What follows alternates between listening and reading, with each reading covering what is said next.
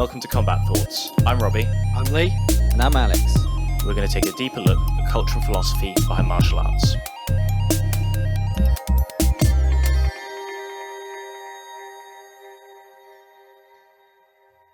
Good with you. It'd be good to just run through from sort of where it all started with Ju-Jitsu and where Defensive BJJ originally came from. Yes, I'm super tired because I actually dived this morning twice. Diving really takes it out of you. Yeah, so anyway, Jiu-Jitsu, how it started. So I was probably 17. Then I went to karate. Until that, I think I did basketball for starting like maybe third grade till the ninth, and then I went to technical school and I didn't do anything for I think a couple of years, and then some of my classmates were doing martial arts like karate and aikido Mhm. and stuff. So I was like, maybe why not, and then the karate school opened up in my neighborhood, and I think it was 17 when I joined, and I don't have what's bad about it. I don't have a really chronological uh, like um, like a order of things because I know I did aikido and karate at the same time. I Mhm. started with karate, then I had free time during the week, and then I added some two classes. I think aikido, but then also my coach died in some karate coach, and then I think I was doing karate already maybe 3-4 years, and then it's a different story. But then they gave me the responsibility of that club, and then I think my coach was influenced. Karate coach was influenced by some softer styles, or like Tai Chi and stuff. So we already like the karate was somewhat mixed with certain ideas from Wing Chun and Tai Chi, and I know I did also Tai Chi. I also ran Tai Chi groups. Wow. So I was a Tai Chi, I don't know, teacher, whatever. And what else? And then some point, we wanted to go to Wing Chun because Mhm. it was a new kid on the block, hitting everybody in the nuts, putting thumbs in the eyes, very aggressive, elbows to the face. The demonstrations were always wild, so it was very appealing. And then I guess we went to Wing Chun, and my first teacher was from Finland, and the second one was from the Germany. And so the German guy kind of pushed the Finnish guy out because he was higher ranked from that organization. And the other guy then in Estonia that kind of was also Wing Chun teacher from eastern part of Estonia, kind of Russian guy. He was a former Sambo guy. So, and I think I did Wing Chun a couple of years, or then we had a talk. I think that Wing Chun is good and all, but you need some groundwork. And so he was the one that did like first like a ground fighting seminar to us. Mhm. Looking back, it wasn't anything special. We were looking, we were holding close guard and squeezing our legs, squeezing the kidneys, and Yeah. doing those techniques like the armbar. I remember the squeezing the kidneys, and I guess it was a start. And I think we downloaded everything from YouTube then, or whatever not the YouTube, whatever we could. We got information, Eric Paulson, like Bas Rutten, in everything. So we got our hands on those things, and so we went. We didn't have mats at the first. Maybe we had. I think we in some point we had, let's say, meter and a half and 2 meter mat space. Each couple had that, and then it was like those mat spaces were like spread, so each had those mats, and then you rolled, and then you went off the mats pretty fast, then you Yep. went back to the mats. So it started like this. I have also rolled, I think, with knee pads on a wooden floors. It was a fun experience. Oh yeah. um, then in summers, actually we trained in school some gymnasium, and they kicked us out in the summer period. So we trained, I think, in the forest Hmm. on a grass, did jiu-jitsu. So then we had those brown spots, and then the grass got really pointy, and really after that it gets brown, it starts to poke you a bit more Yep. because it's dead. So we moved, and then after the summer, the forest was like full of brown spots. We just moved around, and we did it there. And it's kind of in some point also, I think we did the grappling and Wing Chun together. Some enthusiasts did grappling, and then also maybe Wing Chun, and other people did Wing Chun. And then we had uh, we called them a Bloody Thursdays. I think every month we had Bloody Thursdays when we had helmets, not protection, and gloves and stuff, and we tested things just for a, I don't know, for a fun of it maybe. And people who had little bit knowledge of grappling, they had a really big upper hand, and they ended up winning the most fights that we had with jokes and arm bars and some mount pulls and mount punches. And people would try to do Wing Chun and all those things. They couldn't pull half the things off. So that was already like as soon as I started to, I think, be interested in like actual fighting, then I think we drifted towards the more jiu-jitsu. And then I think in some point we saw Royce Gracie in VHS tapes. Hmm. And because the Wing Chun was very, it's a pyramid scheme in that sense that we were in. I changed my actually coaches like four times. I think it was a Finnish, German, Danish. I think it was then it was Lithuanian guy, and it was a really, in the end it was really big pyramid scheme, and we ended up leaving 2005 February. And then we just, I explained everything. We call the kitchen side, the backstage, how everything works and how everything is messed up. And only one person stayed, and everybody left. And then we started the jiu-jitsu club, and then we added MMA and everything. We fought with some other traditional, Japanese jiu-jitsu guys. They did like stand-up clinch and ground, but they didn't put them together. So, and they didn't train live, so to speak, and they didn't have any like sparring classes, so to speak, in the ground. So we fought there. We ended up winning pretty much always most fights, and that's the brief history that. And then I think defensive BJJ, the I mean, idea is to come on yeah, to that in a minute, I find it yeah, interesting. There's a couple of points there. I mean, one was obviously the fact that you were kind of introduced to Tai Chi and then immediately went, fuck that, we're doing something a bit more live. Has it always been an idea to move towards like real fighting, or did you no. just try it and you liked it? No, I think I never been like a fighter, I guess. I think I'm very obsessive. As a kid doing basketball, I was very obsessive. Um, I didn't have, maybe now it's better, but didn't have much like good social skills. I was always like alone. Hmm. I didn't have much friends to play with. And so I did basketball pretty well. I was in the youth category. I was Estonian best player, because just kind of I was obsessed about it.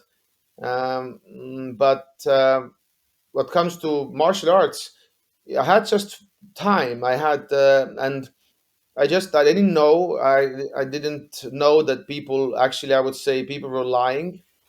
Maybe I was too, like we call it the blue eyes. We have that expression in Estonia, that a little bit blue eyes. That because I liked it. It was Aikido. I thought that was good, and like that was Tai Chi. Or we might say And like rose tinted glasses, like you see everything. yeah, kind of like I didn't know was it good or bad, or I know we didn't fought, but and it's all the legends you hear and this, Yeah. and you hear that maybe after 10 years it starts to work, and you have some stories that somebody did something like 100 years ago. And yeah, as soon as you start to test, and then you will start to have questions like, okay, but but we just fought and nothing worked, or it didn't look anything what we do. It looked, usually when, let's say, people who haven't fought, the people who don't learn fighting, when they fight, it looks like bad jiu-jitsu, bad MMA, bad Yeah. kickboxing. They just end Yeah. up doing similar something. They have to fight in that sense, but it doesn't look like they've trained. And we started to have questions, and I guess the Bloody Thursdays, and they help, and Royce Gracie, and so as soon as, I remember that as soon as I start to like think about it more, like, what about fighting? And then right away there was a filter to look things through, to look for things, and to see like, what they do doesn't look like fighting, what they do, maybe looks more like fighting. So then it was easier to make choices. And then even, we were very aggressive in forums and stuff, and I even went to no touch knockout gym to actually test and to bully them, because we were really aggressive in the forums, and they said, okay, like, let's meet, whatever it was. So we went with, I think, 4 people. I had just had a B hepatitis, and then they told me, okay, you're out. So whatever we do to you, you're dead right away. And so I was like, okay. So the other guys were like, okay, let's fight then. And then they did their warm ups, and finally we were like, let's fight now. We were doing jiu-jitsu already back then. And then the guys were like, no, no, no, we don't know your medical conditions and everything else. And we were like, I pay for this. I pay. Let's go to some university medicine department. I pay for this. Come back. Can we fight then? No, no, no. Maybe for $1 million. And then after that, kind of, so they kind of went more quiet because we wanted to fight, and they kind of push it out. But that was also the history. So we were trying to, we were young and we're trying to make it right, tell everybody that they're doing something bullshit, and people didn't like it. And I guess now we're calm more down, and the Jiu-Jitsu MMA, and we don't have to prove each other anymore.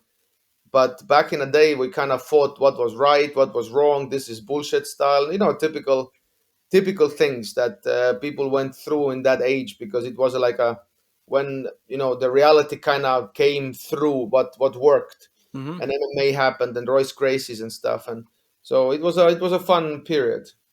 Of course, and I know you say that you've calmed down now and you don't need to go out and actually dojo storm anyone or Yeah, and stuff like that. But what you because I have listened to a fair few podcasts with you, with Sonny Brown and yeah. with Mental Models, and there's kind of a running theme of obviously pressure testing everything.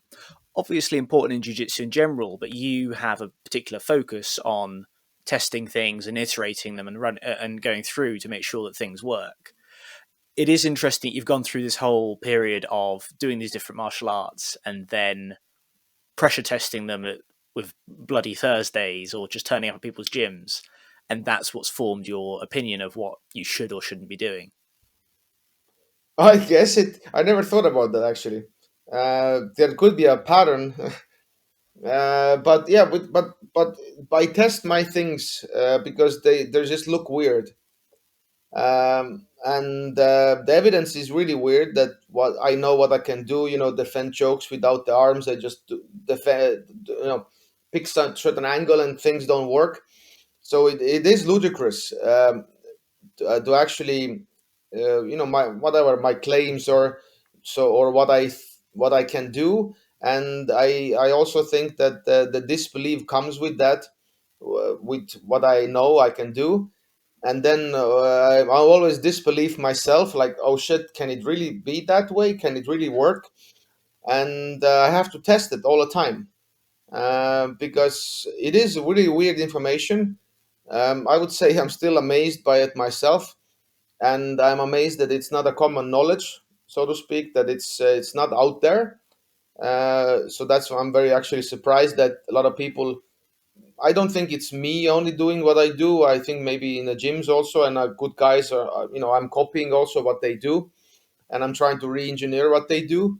So not everything is my invention, so to speak. But if I go around and take the position we call hawking, and let people baseball choke me, and they can't, and they're like brown belts, black belts, they're like, what the hell, what do you mean, like I can't choke you and you're not defending with your arms and stuff? I was like, yeah, I know I can do it, I don't know why it works.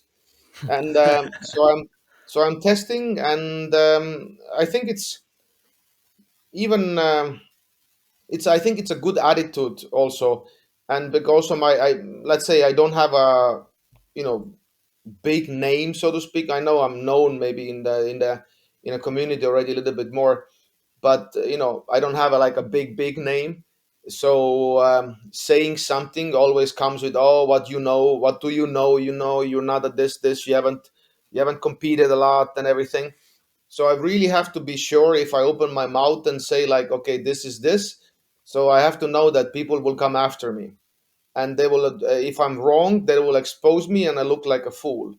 So I'm afraid of that, and so that's why I'm testing and stuff. And when I started with a position named Panda, the sitting turtle and stuff, uh, I was doing that already a couple of years, and people, that's how a little bit how the hashtag that preach it started, because the people Yeah. just called, that's just some preach it. And I was doing it already, and then pressure testing, and finally in a couple of years, even in Globetrotters, it took 2 years, and then kind of coaches were like, oh, it actually kind of works, and and then the acceptance more came through that I was just stubborn and it worked. And if it works, then it has to be added to the system, so to speak, or jiu-jitsu. And even some people have done. I know Charles Harriott, one of the Globetrotter coach, has done a class also, like name was also um shamelessly stealing from Preet and adding to it. So he was doing a panda class, defending sitting turtle, and then people putting hooks in, and that was his like leg locks entries, because people gave him the legs, and then he uses, because he said like people don't expect this position to be that strong, and then they try to get hooks in, and he gets his single leg X and leg lock entries from there. So it's been a while. Yeah, I've been working on defensive stuff, or that idea. Uh, I would say 15 years or so.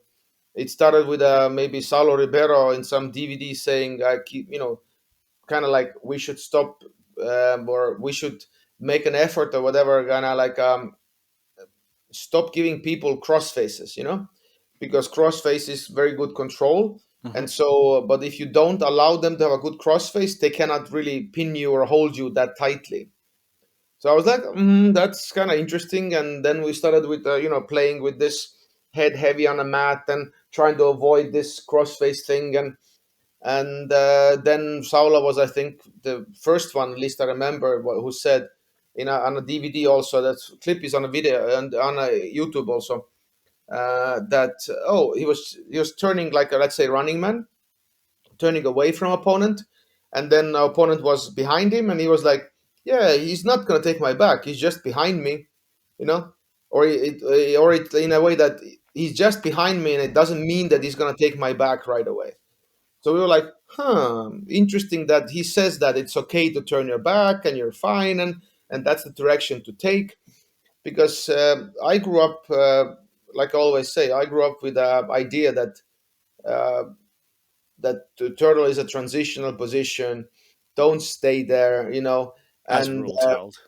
yeah, people were fine of staying in side control and mount bottom and everybody, but turtle was a somehow transitional position, and people didn't know what to do, and people had way more ideas, how to side control bottom works, or mount bottom works. But in turtle it was always like, just don't stay there, get the fuck out. uh, so and now we know they were wrong, and who knows why they were not curious, or whatever the reasons were. So i I tend to, looking back, I tend to not like people who have done those things to me. I have to live with them, but it's so annoying that something that was so obvious, that because of their mindset, I had to be lesser than I could. So I know it's a history and it's development and stuff, and but I just it's another big step, to figure out the turtle, or stop saying that it's a transitional position and just figure out what to do, because we have evidence for how people survive there and stuff. So I'm a little bit surprised, and I always say I'm a little bit pissed at people also, Well, who have said to me, like, don't turn away, turn in transition position, blah blah blah. So because in a way I could have been way easier time in jiu-jitsu, and but also I like it that they didn't do it, because now I have a job. of course, it left you a space to grow Yeah. into, and it, Yeah, that's it like, I'm like, thank you. So that I'm trying to fill that niche, and I don't see a lot of people studying. We see people doing it, what I'm talking about it, Jeff Clovers and the people like that, but I don't see a lot of people studying that. it strikes me that. Sorry, I keep jumping in. I'm not sure if Alex has got points to throw in here. No, I'll no. do Okay, this one. carry on. I'll give Alex time after. It strikes me that this is kind of almost the whole story of Danaher. Someone said, Dean Lister says to him, "Oh, why ignore 50% of the human body?" It almost feels like that initial view for you about, you can turn away from an opponent, and you can, these couple bits you saw, it kind of pushed you in this direction and set you on this whole path of developing the skill set. But not only that, but the only reasonable explanation I can come up with for why turtle and things like that haven't been developed is more of a cultural one. Everyone gets told not to stay there, everyone gets told not to do leg locks, and so no one ever develops the turtle or leg locks. There's a few different parallels there, and I feel like it's a lot of culture and a lot of dogma, perhaps, that maybe we shouldn't have had in the first place. So if I can add on to that, just off the top of what Robbie is saying, that also to me, it's like this seems to be your approach, which is like actually asking why are we doing something, which is not necessarily something that people tend to have when they actually do a thing. Is actually asking the question of why is it that you do that thing. Um, and I guess my question to add to what Robbie is saying is, where did you develop that? Was that always part of you? Like, have you always had this sort of curiosity about things? Or is it a part of the obsessively thinking about something that you eventually figure it out? Uh, I think it's a good question. One answer would be, I don't know. Uh, I know I'm obsessive. I have loops and stuff in my head that sometimes last years before I figure them out. So it's kind of like always pushing me to develop stuff. I know if something bothers me, it's not like I cannot live, and I'm not functioning in that sense, but I know it's just bothering me all the time, and because there's no answer. And let's say with Kimura defenses, it took me 4 years to figure out Kimura defenses, to find the hawking position and that stuff. And I just was stubborn enough, and I know I'm stubborn. That I know, and I don't know why you ask, like, question things and do this, and I would say it should be like nature of things. Yeah. So you just, if there's no answer, then kind of at the moment I'm like, what do you mean there's no answer? I want to have like Kimura defensive system. There's nowhere to go. There's like bits and pieces you see sometimes people do in competitions, but there's no systematic, like, early, mid, late, and some between layers of, okay, I want to have Kimura defense. There's no system to be found. There's no DVDs about it. And everybody's developing usually attacks, and they have their crazy sequences how to attack, but nobody's re-engineering them just as an equal part of defense, as like, available for public, not like somebody can do it in a fight in that sense. Yeah. So I'm bothered by that. I'm just curious why it's not there. And of course, during the time I've gotten better finding solutions, so it's my comfort zone, to go there, because I know I figured stuff out before, so I probably figure out again. and it sometimes we have to solve some puzzle before we can solve some like technical stuff. Like say Kimura defense, we had to figure out, we had to fix the hawking. That's why we have hawking 2.0, and that allowed us to tap into Kimura defense, Tarika Plata defense.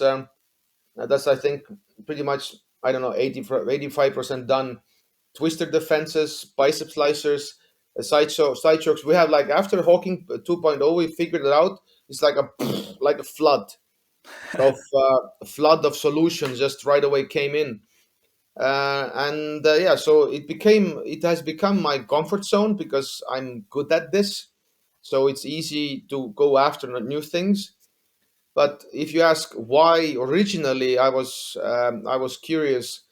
I guess because let's call it, we were alone in Estonia. So let's say I was a part of SPG and they were like Ireland, England, and US. So maybe we saw our coaches like twice a year or something.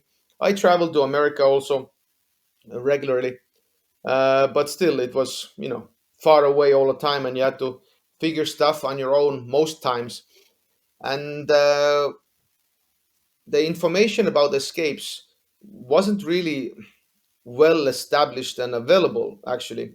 And when people started with crossface and underhook, as a top person, and then bottom person had the frames, and hip and a neck something, and then escape, do the bridge and shrimp. But if the top person really really holds on really tight, the bridge and shrimp are dead. It's not going to happen against your own weight. And then my answer was to people, oh, try harder, and I didn't like the answer. And then it's like the question, but why do we give up crossface and underhook in the first place? Why are we escaping the pins? The pins are meant to be pins. They're meant to be hard to escape. So is it something earlier that we can stay, and then it's easier to escape? And then if bigger mistakes happen, we expect also that it's harder to escape. So it's mentally easier this way. I'm more pinned, then okay, I'm struggling. I have to wait for a better timing, but I can also stay in side control, not giving up those things. And so how to do that? And so just in a way, kind of like a logical development, seeing that this doesn't make any sense, and then what would be better. But then the information about it again wasn't available. Random guys did it randomly here and there, and so it's all kind of fuzzy. But I know I wanted to like solve a problem that let's say the people I trained with had, and I wanted to give them a better answer, that because the escaping was the hard part. It always came up, how do I get out from somewhere? So and so I would consider that to be like a push, that to look for stuff that maybe somebody explains it better, or somebody did it this way, that way. And yeah, so all this curiosity, it's fuzzy, but now we're here. So now we have a pretty big system. It's evolving, and we can solve a lot of problems.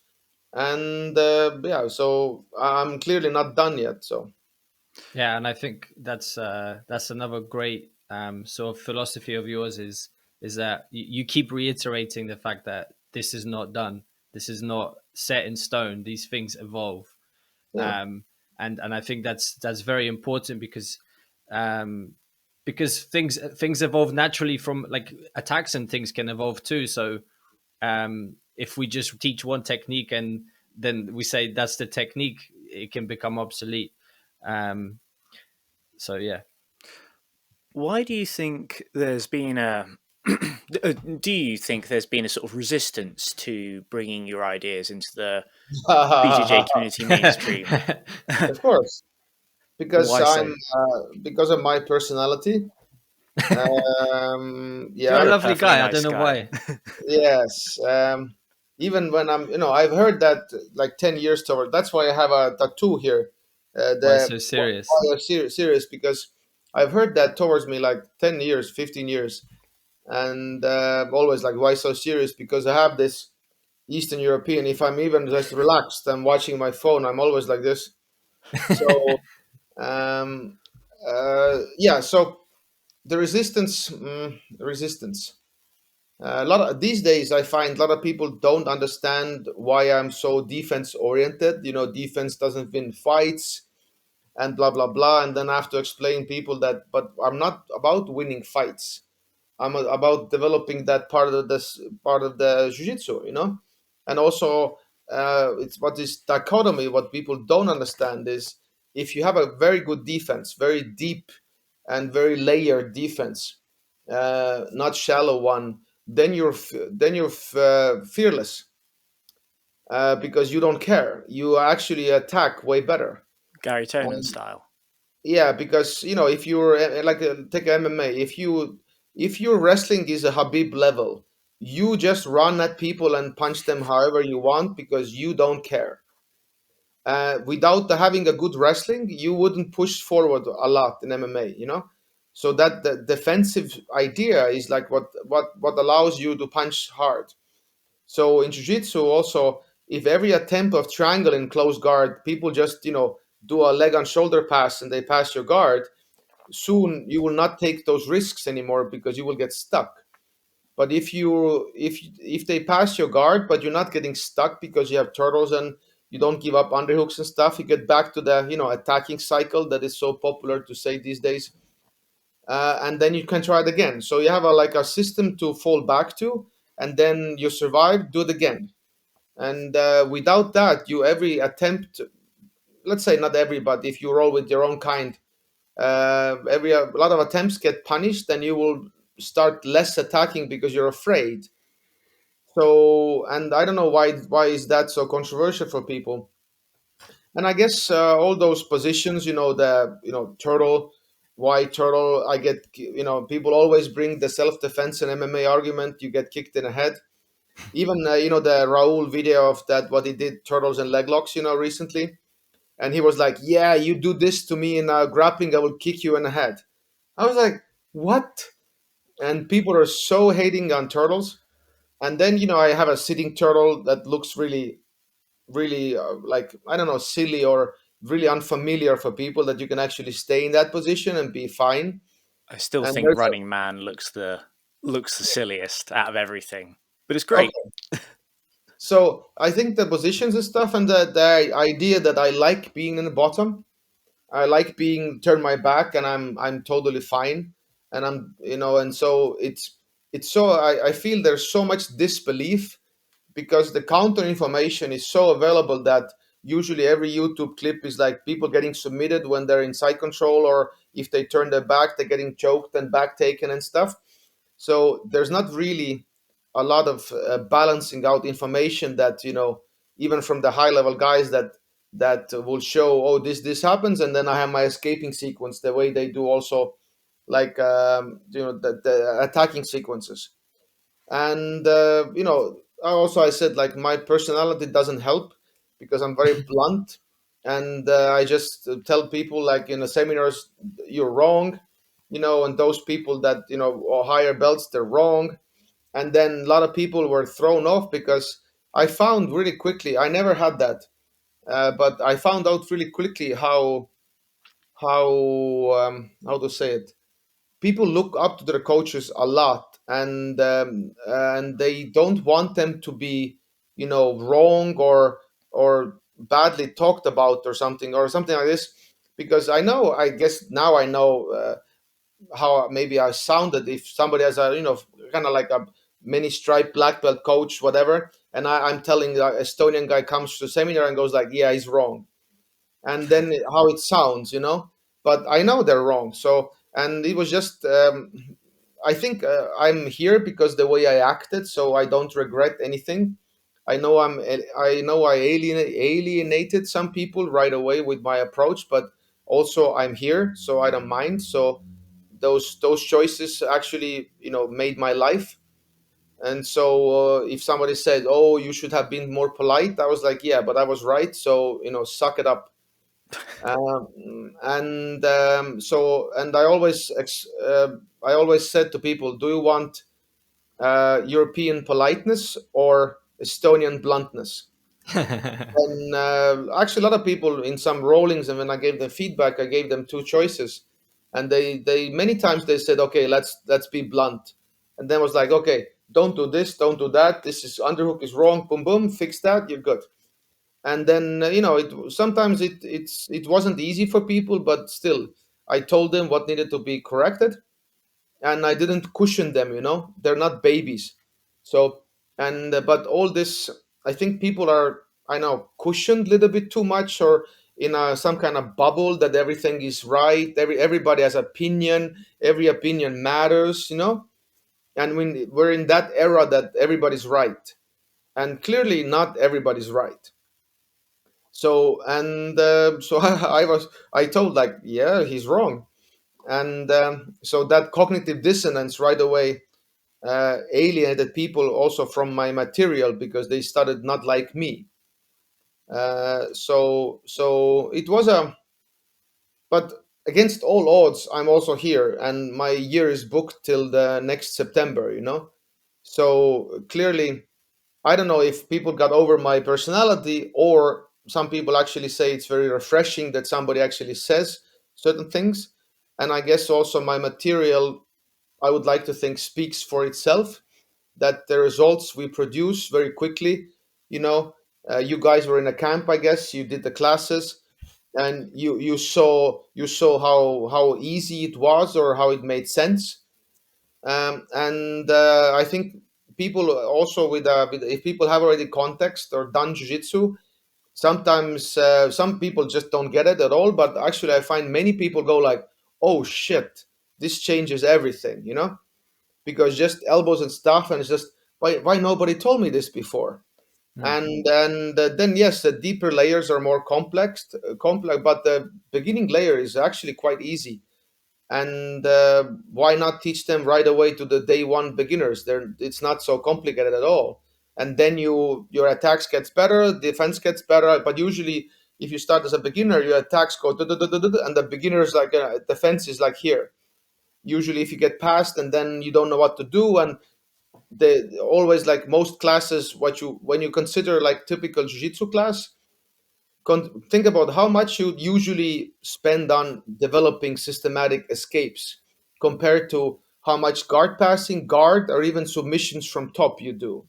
Usually the escapes are like, the weird little brother. You just, visit him once in a while.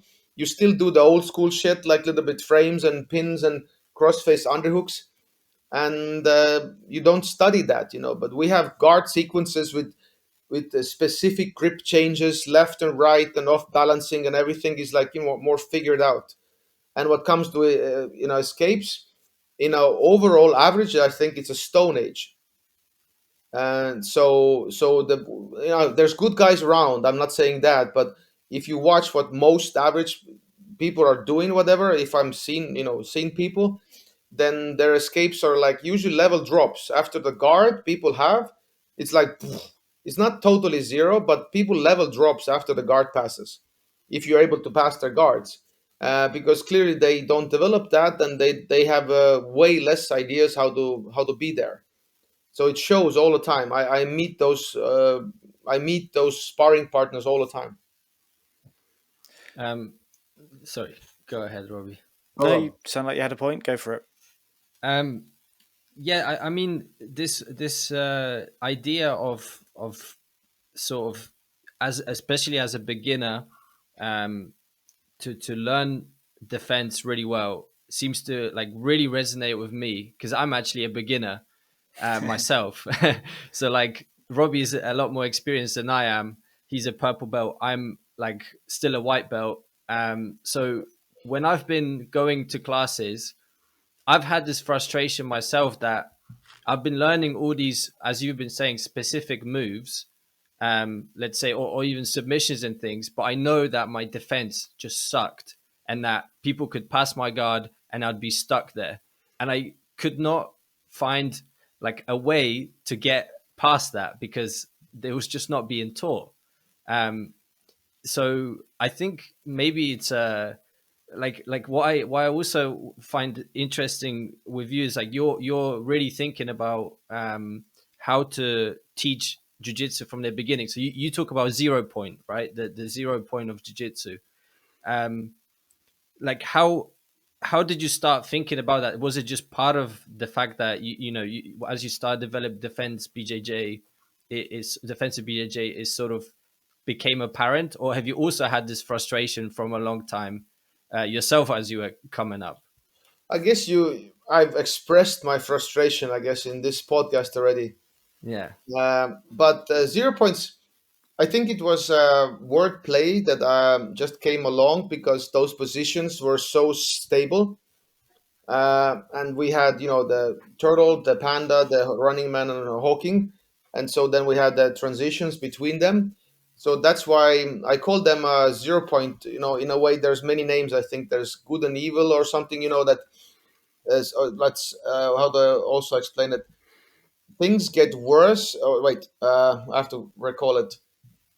There's a point of things being equal, and then things getting worse and things getting better now. So for the certain point, from, let's say, from turtle, you can get better, guard pulls and everything else, and from turtle you can crumble also. So there's a middle point of when let's say the equality exists. Yeah. So then we keep that. We have the total structure, elbows and everything. We are learning how to be there, and then we lose more or we win more back. I guess there's you can posturize jiu-jitsu even more, but then if there's like say if there's too many postures, it kind of loses the point in that sense. It has to be a little bit more scarce of postures, then it makes sense to talk about it. If there's a million postures, then it doesn't make any sense. So those postures, till now, they still make sense to talk about it. And we don't have, after 5 years, 20 postures. We still have those four, and maybe we added some transitions and stuff. But so far, this is how we built. I would also ask, my mind went somewhere like looking. Ask me a question again. What was your question? Yeah, I guess my question is on how you approach. What is your approach to, what do you think should be the right approach to teaching jiu-jitsu from a beginning standpoint? Oh, okay. So actually, what comes to what you don't expect, I think, what comes to teaching totally beginners, we now this June we started to teach beginners course. We have 20 classes, 2.5 months, and we basically the class is 1 hour, and 50 minutes of that, each class is only submissions, nothing else. There's no, in that course, there's no sweeps, no guard passes, no nothing, only submissions. Is And it 10 for minutes. is it for What? context so that people know what they're doing? Yes, uh, because the point is you have limited time. Yeah. You have, ideally, maybe if you would have like a 6 month beginners course, you would do this, but you need to get people on track really, fast, and then they should join the groups and sparrings and enjoy the sport more. So as a beginner course, we're right now testing only submissions, and we talk about like outside heel hook, inside heel hook, Achilles, knee bar, toe hold, calf slice, I think even banana split, arm bars, kimuras, darces, anacondas, guillotines, north-south chokes, and typical thing, tarika platas even. And 10 minutes of that class is defensive structures. So like turtles and stuff, so they're familiar with that. They don't train it as intensively as you guys did. But what we found is they have easier time learning those things because they understand them, and it's a like final thing, boom, done. Try to teach to beginner like a half guard, then it's like, why I'm here, how does it happen. But if they watch UFCs and stuff, they understand armbar, that's it, that's finished.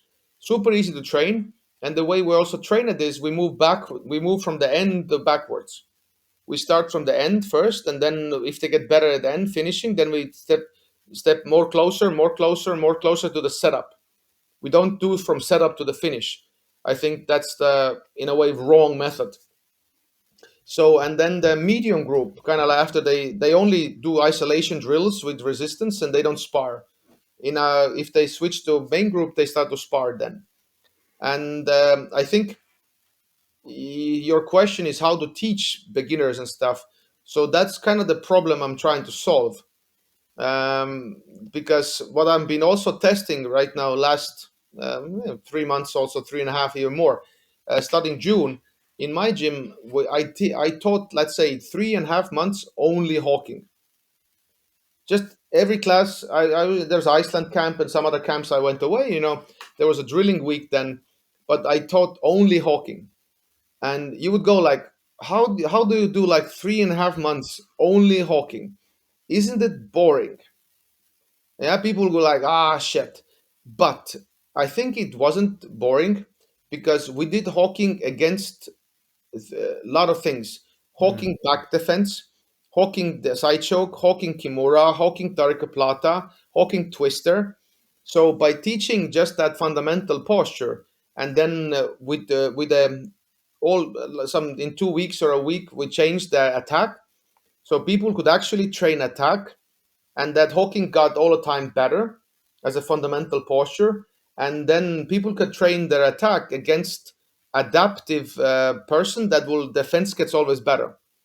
And people were willing to train, actually, first of all, hawking 3.5 months plus, let's say, kimura for 2 weeks. People never got bored because the defense got always better. And it was very fun because it's the method allowed me to teach the attack and the defense in the same class. Mm. Because usually you spend time in typical jiu-jitsu class. Okay, you have certain attacks and you don't talk about defense. Yeah, you just do the armbar or kimura, whatever, and that's it. But there seems to be let's say, the method that I can really teach two things at once, and in that sense maybe shorten people development time, because otherwise I have to do like 3 months attacks and 3 months then defense or something. So well, we did both, and not everything is perfect, and they still have to make it work. But what I loved was that now, if somebody did kimura, defender knew what to do. It wasn't like a white belt get kimura and then you go like, yeah, I have no knowledge actually how to defend here, and then you do whatever you think is good, and most likely you get tapped. But imagine that we have like a 5 6 layers of defense there. It's actually quite easy to teach, and then you still get submitted, but then you know exactly why, because you didn't do this. Okay, that layer was messed up. I didn't. Timing was wrong to do that, and you get submitted. Somebody wins, somebody loses, because it's a sport. People do mistakes, but then you go like, okay, now this third layer failed. I fixed it, and then I tried again.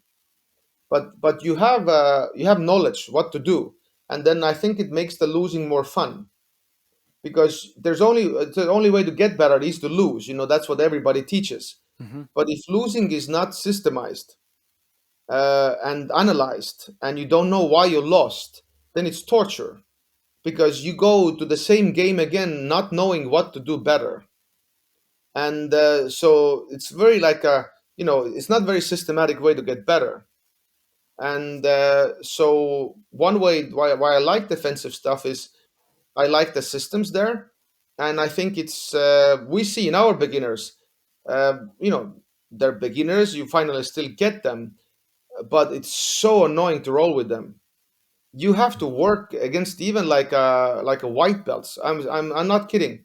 Because their elbows and everything's so tight, they're pummeling out, and you have to dig and push and pull. You have to lure them in, lure them out from some traps, and you have to play and really develop your skill as a setup maker of the. And so higher belts actually enjoy more rolling with lesser skilled people, because they're not easy targets.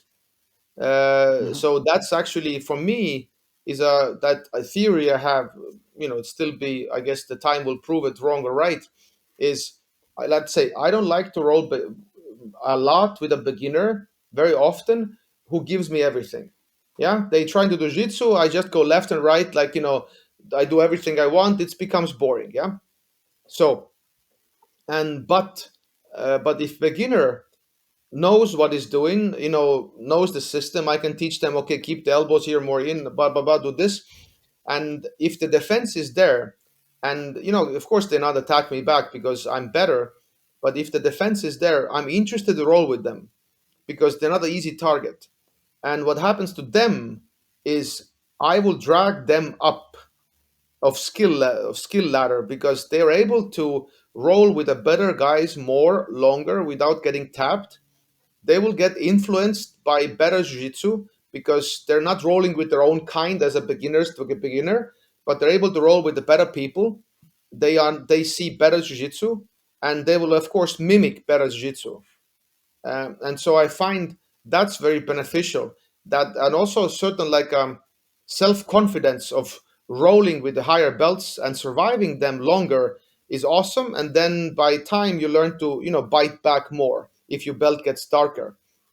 First, it's just like you little bit bite and they pass your guard. Okay, I defend. Maybe get back to the guard. You're loud. Maybe you escape yourself, and then try to bite again. You get again passed. You defend again. But that's how you learn to bite back. You have to willing to bite back, and then you fall to your trench and then survive and then bite back again. But if every bite is punished with all time with submissions, and so you stop trying soon, and you hate rolling with higher level guys because you have no clue why you lose, and you start to avoid them. But instead, you should be like you should be there in a right context. You should be their dummy. They develop their escapes and submissions on you, and you for exchange they drag you up also, and they fix your mistakes. Because they need also beginners to develop stuff. Higher level guys, they need stuff to try. If you want to escape a triangle, you give beginner a triangle, and you try to survive beginner a triangle. So higher level people need also more beginners, around them, so they can develop each skill. So Yeah, I can definitely attest to the idea of being able to roll with higher belts because I've already seen it myself. So since the Globetrotters camp, came back to my academy and I started implementing the defensive BJJ stuff, and now I'm actually finding it mega interesting to roll with higher belts yeah, because I'm also less scared. I'm also less scared that I'm 100% just going to lose, well, not necessarily lose, but like just immediately get into a bad position and get tapped. I like have more confidence that I can at least stay, in the, as you say, in the trenches for a little bit. And then that allows me, as you, and totally, I now see myself rolling with the higher belts and I can learn from them. Whereas before it would be just a battle of, just surviving all the time and not doing anything else. and a weird one you asked me before, like the resistance I get from people. In a way, I understand that what I do is beneficial for you because you feel you can roll. And sometimes people ask, "Well, show me who does this in competition and how this helps to win a competition." It's like jiu-jitsu is not all about competition. And then people are like jokingly, "But where do you use it then?" It's like, but there's gyms full of people that they need help. They need to stick to jiu-jitsu to maybe join the competition in the future. So my work is a lot of towards that also, that the everyday Joes would stay longer in jiu-jitsu, enjoy more jiu-jitsu. And clearly, competition, if you enter, you should attack more and everything else. I understand that. And also we see in competition guard passes and, side control also happen. So you better know what to do. So I'm not saying people should only do that, of course. And if you get past, you should have a good knowledge to get back in offensive cycle. But more, I think I would like to think that I do it for those everyday people that pay rent in a gym. Mm. Those guys are not competing, and they're just there. They want to enjoy the sport. They want to stick longer to the sport. And I think if I would hope that if we make that survival part better, then or let's say less struggle, and they start to enjoy it more because they have to go through that stage. There's no way of getting better. So then the question is how to make that stage more enjoyable, that they understand what they're doing. They're not getting mauled, that okay, next time I do it better because I know what was mistake. So it becomes a little excitement, like a game, little bit. Oh, I can do it better. Let's do it again. because it has to be like that, because losing is a part of that, and everybody has paid their dues on a mat. But I guess we have an epidemic in jiu-jitsu, because we have memes in internet that every time blue belt quits jiu-jitsu, or then Rickson Gracie kills a kitten or something. You can actually Google that. It's actually a real thing. That I think every time that beginner or blue belt something quits jiu-jitsu, I think Rickson Gracie kills a kitten. and and we have an epidemic of people like having doing articles about why people quit, and also I did diving also, and my friend who's also a pretty high level diver, he's also saying like there's a pretty high level drop rate, in diving also. I don't know why it's there. I haven't read about it so much, but it looks like fun, oh, diving fishes and stuff. But then the work kicks in, then you have to go diving. And I did 2 dives today. I'm exhausted at the moment. Yeah. And so there's like skills you have to do, like take the glasses off under the water, do all the shit you don't want to do, underwater. And so the question is, how do you make that enjoyable? How do you make that terrible thing that you have to do, the different skills? How do you make it more fun? How do you make it that people don't freak out? And you actually have a good success ratio of building skills. So in Jiu-Jitsu, I think it has to be the same. That suffering part that every beginner has to go through. That how do you make that, more understandable, more clear, what's the purpose, what to do, what to get better at, and so I think my work goes to that. I would consider it more to that. And there's an evidence, like you said, like I would use that as evidence, or I have other crazy amount of success stories that people are writing me, and I share them in Facebook also all the time, that, oh, you helped me to survive more and blah blah blah. And so I would consider, at the moment it looks like that I do it for those people. And then if it ever hits the competition and you have to use it, I hope you have that defensive skills and you use them as less as possible to get back to offensive cycle, but still use them. So yeah.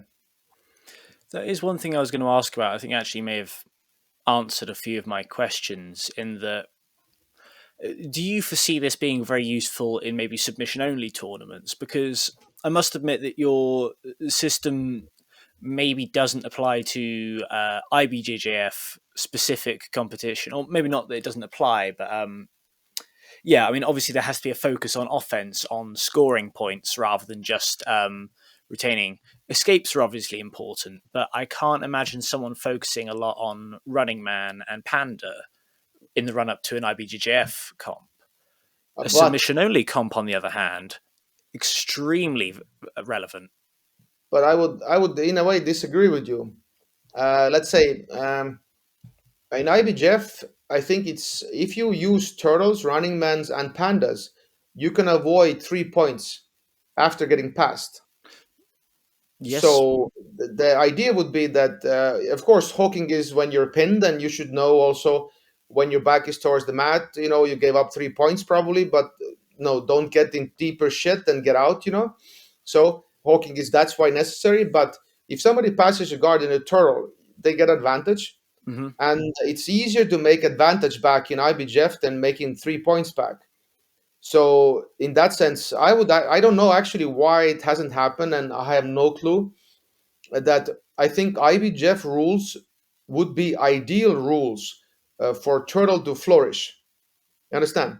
Because Yes. Yes. why would you stay on your back if you can go to turtle and avoid 3 points?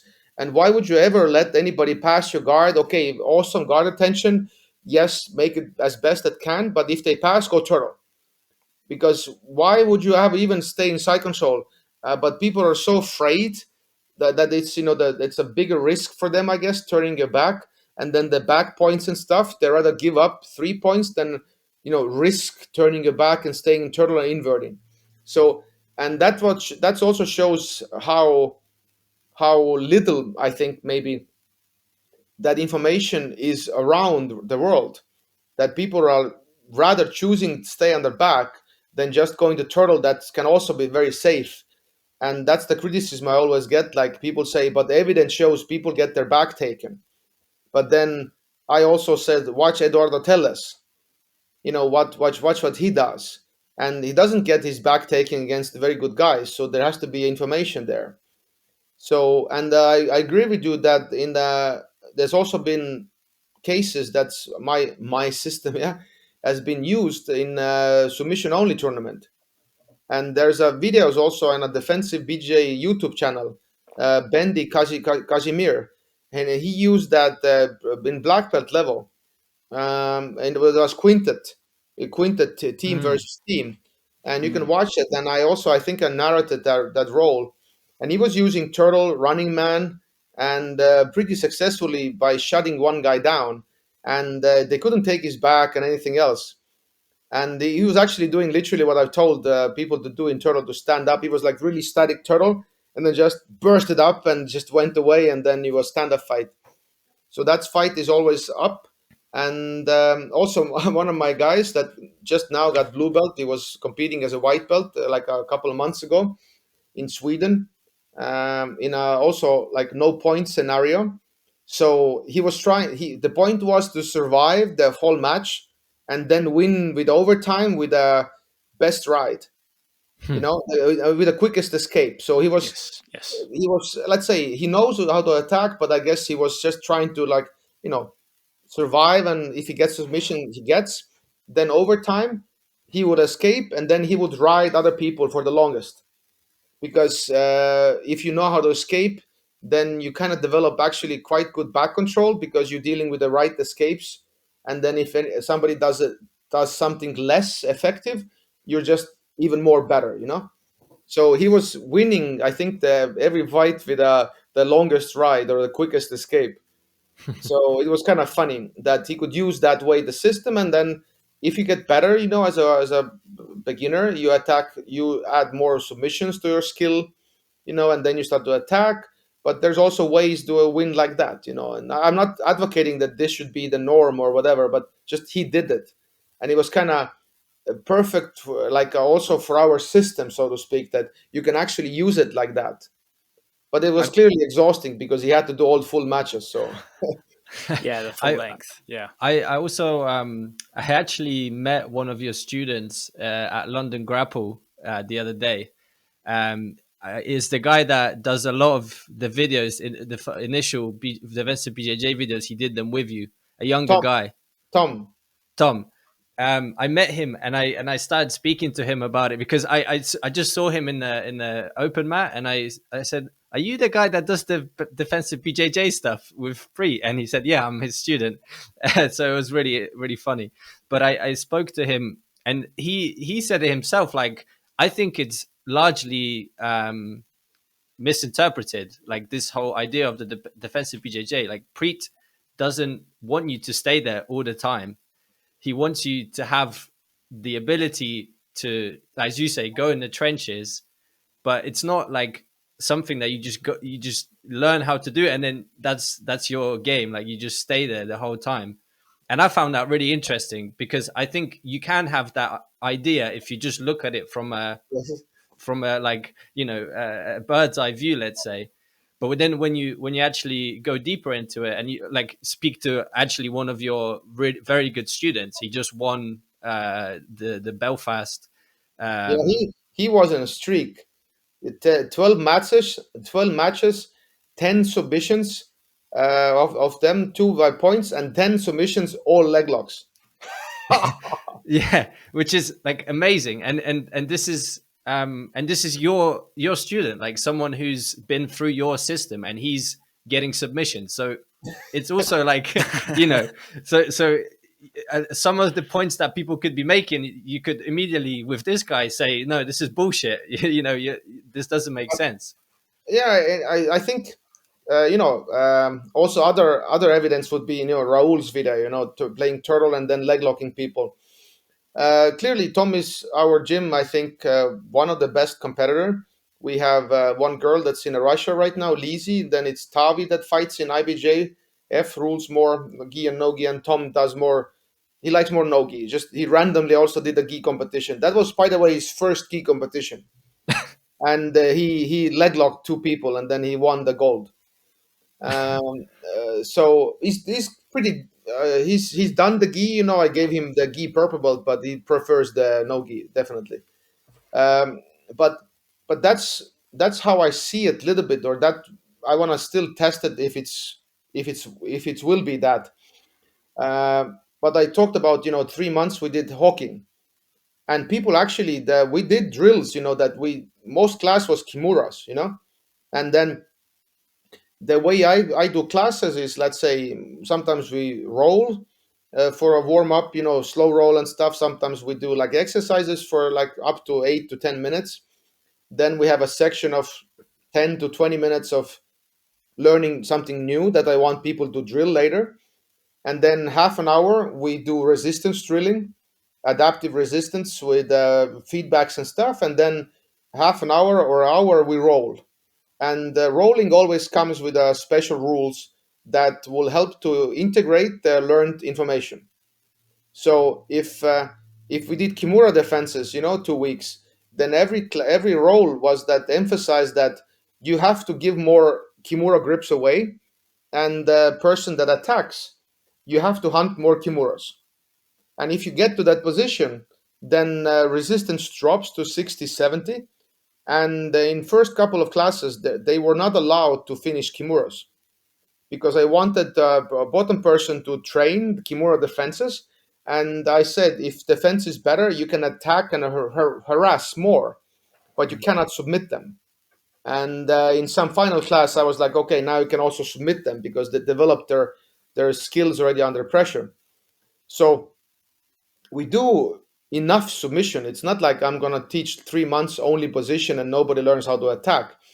The weird trick is what I found with that experiment is we did 3.5 months submissions. Everybody got better actually in twisters, kimuras, side chokes, because of the defense got better, and it was same level, always got going up, up, up. And so that's Tom is. I'm not saying Tom is good in leg locks because our leg lock defense is good. My specialty is more like upper body defense. Tom is just a fan of leg locks himself, and he studies them, and he also teaches the leg lock class in Fridays, example. So I'm not taking any credit for that.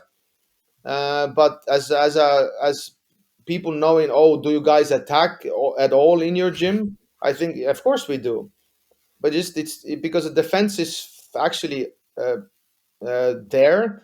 The attacks are harder to get, and I would even say people are more intrigued by attacks, and the win value is even higher because I'm not saying they're rare, but because you have to work for them, they're like the value is up also. So yeah, so I think the perception of what I do, and maybe I do it purposely, like that like you said, you have people have idea that I only do this and I don't do anything else, and this is what I emphasize. Go to the match and sit in the panda. No. This is just a chunk of jiu-jitsu, and I'm also why I do this like very blunt way and get misunderstood a lot is I'm tired of explaining it to another person. Understand? There's always a next person and a next person, and then next one in Reddit goes, "Wow, but you're wrong." I was like, "But I already explained it 100 times, so you get now a blunt answer." Yeah. So the information is out. If people want to listen, the podcasts are out. So I'm a little bit tired of arguing with people in Reddit, because I don't know how old they are. Maybe they're 12 years old, and so oh yeah, this is bullshit. Blah blah blah. I was like, who are you? That, and then it's a little bit the messed up system there, but I guess it's also a necessary part of getting information out there, and the publicity we got from Reddit with all those 500 comments, and I think it's right now 22,000 YouTube views for roll match, having almost close to I think 300 comments in YouTube. It's still going on, you know. So it's a good publicity, because it's such a controversial thing. You put in yourself in a bad spot by inviting people to your back, and then you leg lock everybody. And so I think people just can't wrap their head around that why you're putting yourself in danger, because you could have submitted them early. But we went there to test. Hmm. Yeah. And so that was the objective. And how do you test defensive BJJ? It's not that easy, you know. You have to put yourself in danger. And so this was amount that Raul was willing to test at the moment. And maybe in the future, that we already talked about it with Raul, that because that competition format supported our test, because it was adult division was a round robin, so everybody roll with everybody. So we knew that we had 4 matches guaranteed, and if we won them, we had 2 more. Hmm. So we were like, okay, we can lose or win with that strategy, but we can still have 4 matches. So we went actually with that mindset that we don't care if you lose or win, let's try it. But with the bracket system, the actually fun part, the absolute there, the 3 matches were in bracket system, and we didn't know that. We thought it was also round robin, so we took the unnecessary risk there. That we went with that strategy, and then later we went, oh, it was a bracket actually here. So with brackets, first loss, you're out. We wouldn't take that strategy, and then Raul would go to do his thing. Hmm. But we already talked with Raul that if there's similar some events around that allow this round robin stuff, and we will go and try to test more, because then we can at least get like data for 4 matches or 3 matches. So it makes sense to take that risk. And not every competition has to be also about winning all the time. It's always getting better, exposing yourself to problems, because Raul wants to enter maybe in a couple of years again the ADCC trials. So we have to know till that time that our defense holds. So how do you test that? By doing a competition before, so we're more sure when we enter the trials against the really best guys that we have tested our defense under pressure. And Raul knows that it works to that level, whatever, you know. So it's all for the future events. So that's how it should be. You know, every competition in nuts, like it is not like balls to the wall. It's gathering data and getting better. I have a question about the beginners that you've taught and gone through because what you've taught the beginners is more endpoints Yes. of jiu-jitsu. You've taught them where they want to get to, which I find interesting because obviously teaching them half guard's not an end. Half guard is a means to an end. So I get why you wouldn't teach people that to start off with. You need to actually give them a goal to get to. With those beginners, do you find them coming to the same sort of common positions that are taught in BJJ a lot? Because it's a different. It just strikes me that, you know, when people like run AI to sort of find solutions to tasks and they find completely different strategies, all Yes. you've done is set the parameters like an AI and then gone try and get there. And I wonder, do people end up in doing, or at least focusing on, different things? That's actually been a really good experiment. And I'm also traveling, so we have some people completed but we don't have like 50 people yet completed that beginners course. So we need more data again. But it's what's really interesting is to see them roll, because they only know how to hunt you. Mm-hmm. They don't look for positions. They don't look for guard pass. They see your leg, they jump on a leg. And so in a way it's weird to say, but they're dangerous, not in a way that they were spaz out and in that sense dangerous, that will because they're trained, they know the safety and everything else. But they hunt you, they see a neck, they go, okay, how do I get to the dars?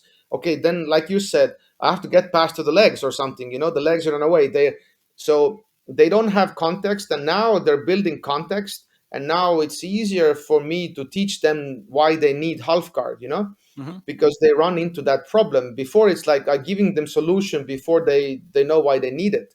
So clearly submission they understand, and yes, like you said, it becomes that system that they will problem solve themselves, and they will try to do similar things what we try to teach them later. And then we just, okay, now actually this is correct half guard. They might have played something themselves, because they got stuck there. They don't know how the position should look. And so, but they've been there and they know the reason and then it's easier to teach. So it's really weird process actually. And you like not you but people would not expect it to work, or no, how do you make people roll if they only know submissions? Teach them those submissions and you will see a very funny roll, because both people only know submissions. And it seems like, even let's say this way, sometimes you maybe teach beginners too much things they also don't need, or things they could figure out themselves, so nobody, I don't know, like, I don't know anybody myself, it doesn't mean it's not been done, that has been testing, like, okay, how much should I teach to beginner, how many sweeps, and so maybe some sweeps they figure out themselves. I don't have to spend time on teaching that, because that's, so and this has been a good experiment also, like not teaching them at all those sweeps and guard passes and guard playing even, and then seeing what they come up with, and what it looks like. And it has to start to look like jiu-jitsu, because they're also going to mimic people around them, Hmm. and and I think the trade-off of maybe not teaching 5 classes of submissions and then doing 5 classes of maybe 2 half guard passes and then 3 open guard passes, to compare to 5 submission. I think 5 submissions were actually way more, because there's those 2 half guard passes is actually not enough. Yeah, you would need more context in half guard, but you just don't have a long enough beginner's course. So we went to the route of teaching them more submissions. And the point of submissions, what we all taught, leg locks and darces and stuff, to we want them to able to tap. We Hmm. don't want them to able to like get in the darce, not knowing what it is, and then suffer, and tomorrow like neck hurts. So we want them like, okay, what is a darce? What is a leg lock? So don't roll out of leg locks. So we want them to know the injury rate, injury risks, and by teaching those things, taricoplatas and chokes and stuff, they know how to tap. And we had problems earlier with this, that our beginners course was included sweeps and stuff, and we didn't teach darces example, but people got darsed in a rolls later if they joined the group, and they had no idea what it was. And the darce can sometimes be a crank a little bit, not always a choke. Yeah. And then people got like, oh shit, I didn't know how to tap, it was just hurts a lot, and then they got unpleasant experience, because it's just the beginners. And we were like, fuck, it's just, how do we solve that problem, because we have a time issue here. And we considered those sweeps and stuff important, but then the more we thought about it with Ronald, about the beginner's course, and I was like, just it makes sense so much to teach the end, very concrete, very specific, and then you move backwards from the end as closest to setup you are able to in that class, and at least they know the end and everything else, and then there's no loose ends after that. What happens after half guard? Oh, past half guard, what then? After submissions, nothing, the game over. Hmm. So I like the like, yeah, those finalization is there. They understand there's nowhere else to go. Yeah, it's so this is a topic that's really interesting me at the moment, is sort of the best way to teach jiu-jitsu, because I'm convinced that it's not telling people 1,000 techniques, because I've had to take a bit of time off because I've sprained my wrist, and in the meantime I thought it'd be interesting to go through kind of what my game is, and I know about like actual sweeps that I can write down. I think I know about 1 or 2 sweeps from closed guard. Doesn't mean I don't sweep people from closed guard, but only like 1 or 2 sweeps that I could actually name. And I'm convinced it's because I kind of have, like, I'm so many years in, I kind of have an understanding of how to sweep someone, but not Yes. necessarily the technical bits behind what all the sweeps are. And it strikes me that this idea of teach people the submissions and exactly how to break it, and then letting people find their own path there, is kind of a similar way to build in those heuristics. So I'm very interested to see how you develop the skills in people, because I assume you're not about to teach people 100 different sweeps and see which ones they like. Yeah, so but it's interesting what you pointed out. Again, I never thought about it, that I teach people those end ranges. Yeah, Mm-hmm. so I have to teach them. I don't. but it seems that there might be a bundle, let's say, of the sweeps that would maybe show different ways of sweeping, and then I have to teach the ideas of, sideways, backwards, over the head sweeps, Hmm. being under like X guard. So there's maybe there we have to teach some examples, and people understand where the sweeps can happen from and what's the mechanics, and then they can, understand all 100 sweeps. But clearly, teaching the method of teaching all the sweeps in the world is clearly ludicrous. Yes, of course. And but this is I also been criticizing the teaching methods on jiu-jitsu of really simple trick that I would say coaches don't like when I do that in seminars. Is I usually do this, that it's fair to say that average person trains twice a week. Yeah, sometimes more, sometimes less, but let's say average is two. It's fair to say that in those that the one class, the average student learns at least two techniques. Mostly, sometimes it's very familiar to go like three techniques, a half an hour, 10 minutes technique, but let's say two techniques in a class that your coach picked for you and you can never forget. So in 1 week, you have four techniques that your coach picked for you and you can never forget. In 2 weeks, you have eight. And in a month, you have 16 new things. And you can do the math. Yeah. Yep. So, and then you can go like, okay, like maybe that's not fair. And maybe there are like some of there are concepts and stuff. So you go like, okay, let's cut it in half. So in a month, it's eight new techniques. Yeah. But it's still in a year, it's 96, new techniques. And I also agree that in a beginning, like we said, maybe technique ratio is higher, the submissions and stuff, like we said. But after certain stages, it's not anymore about techniques. And if you keep that method up of two techniques in a class, and every class is a new pass, new sweep, whatever, and that's what I don't like when people say, "Oh, jiu-jitsu is so complicated." They haven't figured out the last sweep from the last class, and then they have already new two sweeps, and then they're like, "Oh shit!" And they feel that they're stupid because if they think they're meant to learn that way, they're wrong because their coach doesn't know how to do it better. And clearly, this way of learning I've done jiu-jitsu 21 years. I cannot put eight new things into my game in 1 month. Yeah, it's like Yep. I can't. It's impossible. And we demand this from people that train jiu-jitsu, that they learn this way. And then if somebody goes, but yeah, not everything you have to remember. But why do you teach that then? It's like maybe you can spend time teaching something else that's more beneficial, something skill develop, some games, whatever, not specifics. But it's cumulative accumulation of those techniques. And then and somebody actually pointed out to me that most gyms, most of the times, they teach guard passes and sweeps from guard, and this is how most gyms are being taught. And I was like, God damn it, I think you're right. Mm. And that's why, I guess the submissions come naturally, people with the arm bars and stuff, and then defense is a little weird brother, nobody talks about, they just magically think you get good at this. But I guess it's people had excuse is a time limitation. We don't have time, so we spend mostly on guard and guard pass, that section. But Hmm. I think it's a good game to have guard and guard pass. But another game is top and bottom side control.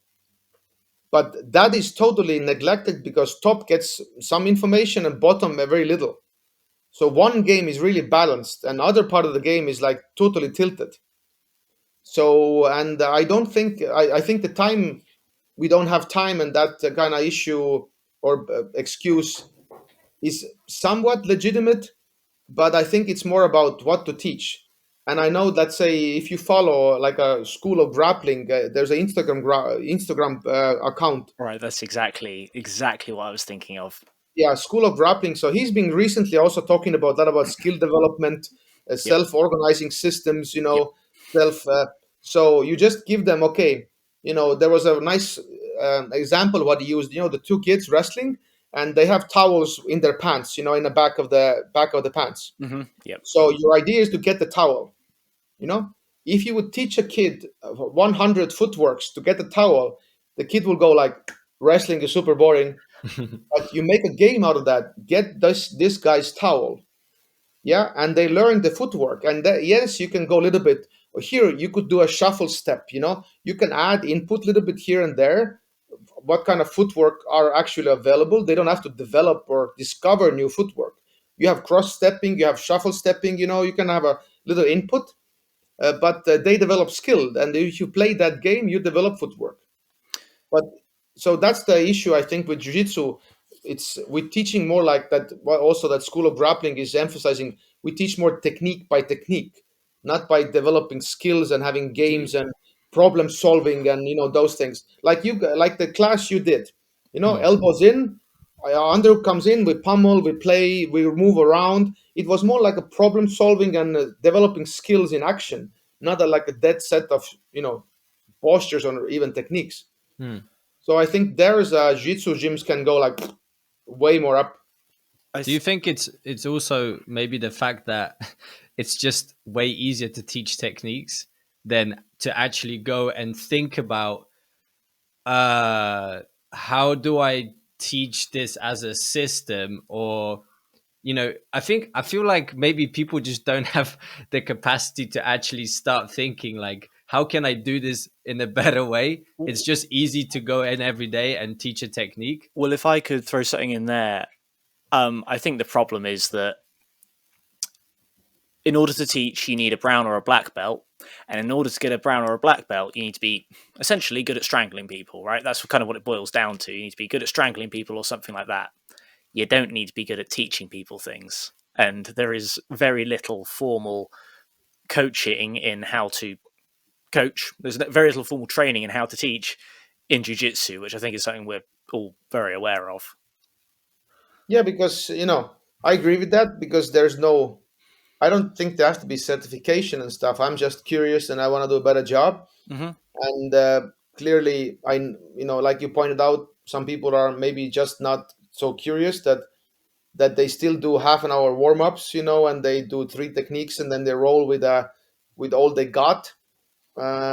So if anybody listening this, I I think it's easier for me to say because I'm a black belt and I've done it. But if somebody makes me do a half an hour warm up in a regular class, I'm just not gonna do it. And I can have a debate or whatever, but I'm not gonna do this warm up because that's not wise. And if somebody's gonna make me do push ups after the class, I'm not gonna do it because those people usually they don't have any physical education ideas how to actually train people, and those 20 push-ups and couple of abs in end, and that doesn't make any sense anymore anyway. So, and it's very surprising that people don't challenge their knowledge. They think that, oh, I got better like this, and then this has to be the way. Hmm. Sometimes, let's say if you have an environment where there's a lot of people coming in, and somebody is bound to become a world champion, yeah.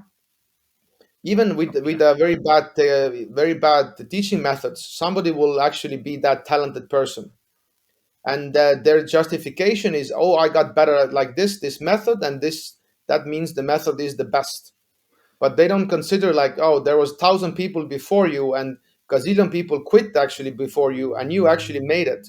So that is usually the argument I've heard also is, oh, how I got better, so we're going to keep this method. And there's nothing to talk about. Adult conversation is over after that. And what's the problem is also, I want to always encourage the people that you maybe listens to this podcast.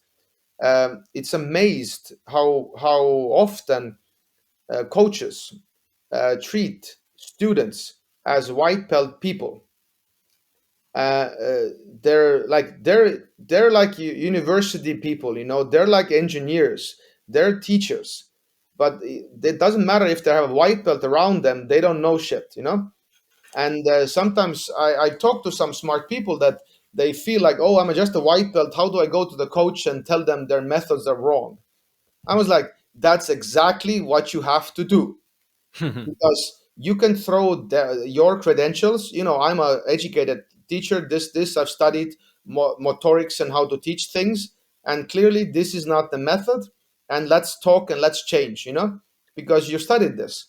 And yes, you're a white belt, but you know what you're talking about. But many, very many times I've talked to some smart people, they go like, yeah, but it's just weird, Mm. and they're a black belt. So if somebody's listening to this, I know it's hard. Try to find a good method, and of course, if coach is not interested, then I guess it's done deal. It's not gonna change anything anyway. But I hope there's some curiosity in every coach should be how to run a classes better, and maybe there's a way to influence them, or maybe slowly. I know I've that if you jump on people, then you kind of push them off. It's not the best way, even if you're right. I've learned from the experience. I've But found it yeah, interesting how people talk about how like jiu-jitsu teaches them about life. And the reason for that is there's a lot of comparisons between all sorts of things. People are like, "Oh, jiu-jitsu's taught me all this stuff about life," and then they just ignore the rest of life when it comes to better ways to learn jiu-jitsu. yeah, it is. I don't like. I actually don't like when people talk about, oh, this jiu-jitsu is like a family. It's like a life. It's like, yeah, my mom doesn't kick me out if I don't pay the rent. So if I don't pay money to you, you will kick me out. So I don't think that's a good family. So, and people like that. I think that's why I'm. Some people, I don't know. I've been criticized about. I like it just because it's jiu-jitsu. I Mm. don't put any other value. Oh, it's like a family there. It's my second home. It's it's jiu-jitsu. It helps me to shut off, my mind, whatever. I use it for therapy. Yes, it's my comfort zone. I teach. This is what I know, but let's not add any life coaching value to it. In very many times coaches talk about, and some jiu-jitsu coaches, I've read some articles internet, they become corona experts. They become those experts, and even business experts sometimes. They're black belt in jiu-jitsu, so you shouldn't take uh, any other advice from your coach if they're not educated in that topic. So but somehow, there's a power thing, black belt, white belt, and sometimes you expect them to speak like life truths also. But coaches shouldn't get there. It's jiu-jitsu, nothing special. Every other art that's worth pursuing is also teaching the same thing, like mountain climbing. Very concentrating. Try to, I think, even more dangerous. Try to climb a mountain without a rope. I think, people do that. They're free climbing. I think it's way more harder and more life changing than jiu-jitsu can be, because the concentration levels of ropeless mount climbing is, Mm. I don't know what that means. Mm. I'm just in a pajama and doing arm bars each other. So first of all, people have to realize jiu-jitsu is not special. Yes, it's a fighting thing, and I guess I can defend myself and stuff, but for like every every art, like what's skateboards, climbing, whatever, is diving, everything teaches the same thing. I asked my diver friend, like, tell me, why do you still like diving? What's there? Because I want to know. And he was like, when I go down under the water, the weightlessness, I can just be me and my thoughts. I shut down everything from my mind. I have to concentrate. I was like, exactly like jiu-jitsu. Mm. When you're under fire, you do this. So we're not different. It's just a different environment. Different threats. Clearly, jiu-jitsu, you can get injured. In diving, shit can happen. And then so we're all learning the same thing. We just have a different vehicle. It's not that special in that sense. And I think people should start treating it that way also. It's just a one vehicle, and don't put so much weight on it. Of course, you like it, and then it's the best ever. It's not, because you haven't tried other things. Yeah, I mean, this is actually something I've been considering for us to do a podcast on this topic. So maybe we shouldn't go too far down this rabbit hole. But Yeah. I have thought of. Mm. I do think that jiu-jitsu does the whole sort of life teaching thing, but the reason I think it does that is because it's hard, complicated, and has other people you communicate with. And those three things cover all manner of different sports and activities. So I do think jiu-jitsu's got the whole life teaching thing. Doesn't mean your coach knows everything about life just because they've done jiu-jitsu for a bit longer than you. Yeah, so I think somebody said like if you want to learn about philosophy, there's read books, and so there's so much wisdom in books that smart people have talked about, and mumbled about the meaning of life, and how everything should be. And I really like that jiu-jitsu is jiu-jitsu. I don't mind if somebody personally wants to add something. Oh, for me, it's something else. I'm, I don't mind that. Uh, I might have something also special, maybe I feel, but it's mine, and I'm not gonna share it with everybody else. I'm teaching jujitsu, and then certain personal layer is there. And if somebody's interested, I may share my views, but it's not gonna be like a truth. I'm gonna spread it to everybody. Understand? So I'm trying to keep it like people came for jiu-jitsu. And yes, if you do activity, a lot of people find certain deeper meaning in those things. Because yes, if somebody chokes you and you think about your bills, you can't really defend the choke. That you have to be in a moment in Yeah. that sense, really, really calm. Somebody's trying to triangle you and you go like, huh, and it doesn't work, you know so clearly there is something, but I don't think we have to overemphasize, because other areas like diving, if you do a wrong thing, you're basically can also die right away, and so I think it's a would be interesting discussion to maybe to ask people that what people have added, what value they find more there. And I guess we find similarities, but some people also say, oh, it's a sport for me and that's it. So Hmm. I think that's the base layer, and then everybody can add whatever they want there, like, because clearly there is something, but I think it's more personal. Hmm.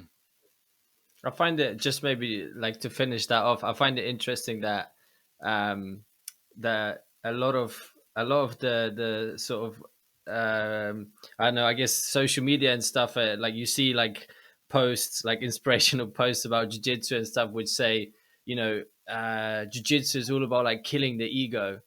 And I find that interesting because it's such bullshit, because actually so many black belts are some of the most egotistical people that you can meet. Yeah,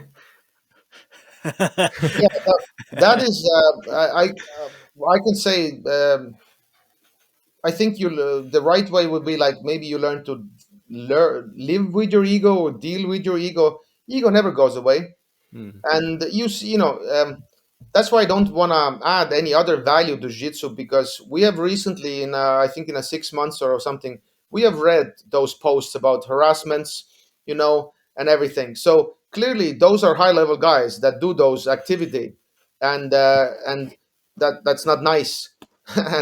And clearly jiu-jitsu didn't make them any better. They were there. So I think, somebody has said, like, if you're mean, jiu-jitsu just gives you ways to be meaner. And if you're nice, jiu-jitsu also helps you in different ways being nicer. You can help also. It's just a tool, Hmm. it's a gun, and the way you use it, it's about you. But I think it's sometimes it changes people, but also I've heard a couple of ways going this. GSP has said, that he was bullied, and now he's a very humble guy. I guess he also parties and stuff. There's other stories, but usually it's very humble and, martial artist and everything else. And he tries to give back and everything else. And without naming a name, I've also heard people being bullied, and actually they are bully now, Hmm. and also high level, but they're being like an asshole to people, because maybe they got the power now, and so they had always that in them, but they were bullied, and maybe they now live that off to other people or something. That is So that yeah, is interesting that you say it's about a power thing, because people say exactly the same thing about money, don't they? That yeah, if you're a good person, you have lots of money, you do more good. And if you're a bad person who has lots of money, you just do more yeah. bad. It's a So power tool. it is. That's why I think, that's why I don't like that it's, oh, it's about life and stuff. It's just a tool, jiu-jitsu. And I think it's a wonderful tool to actually emphasize your strengths, or your, what I mean. If you're asshole, it makes you more asshole. If you're nice, it makes you more nice. So that's something that jiu-jitsu exposes you. You can't really hide who you are. So I think that's a very good vehicle.